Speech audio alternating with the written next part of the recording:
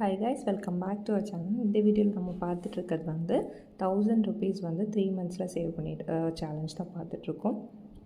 3 monthsலேயும் சொல்லலாம், 12 weeksலேயும் சொல்லலாம். 12 weeks வரப்போது 3 months ஆயிரும். ஓகேவா?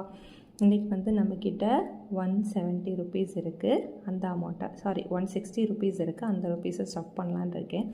வரிசையாக தான் போகலான் இருந்தேன், பட் சேஞ்ச் கிடைக்கிறது ரொம்ப கஷ்டமாக இருக்குது கைஸ்.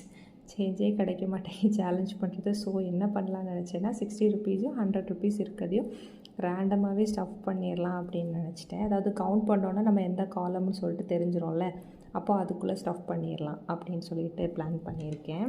ஸோ ஃபஸ்ட்டு வந்து இந்த 60 rupees எடுத்துடலாம். இந்த 60 rupees வச்சுட்டு அப்புறம் இந்த 100 rupees 10th ஒன்று கவுண்ட் பண்ணி வைக்கிற மாதிரி இருக்கும். ஓகேவா?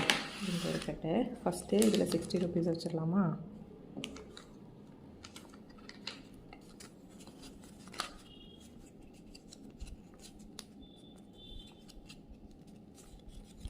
இது வரிசையாக தான் வரும், அதனால பிரச்சனை கிடையாது.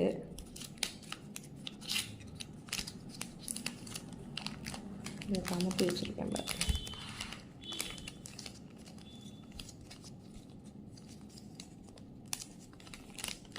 ஓகேவா? அடுத்தது 1 2 3 4 5 6 7 8 9 10.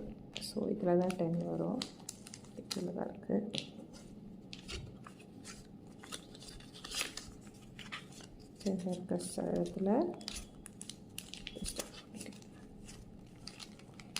10 11 12 ஃபுல்லி பண்ணுற ஃபஸ்ட் எடுத்து வச்சுருக்கேன் பார்த்தீங்களா?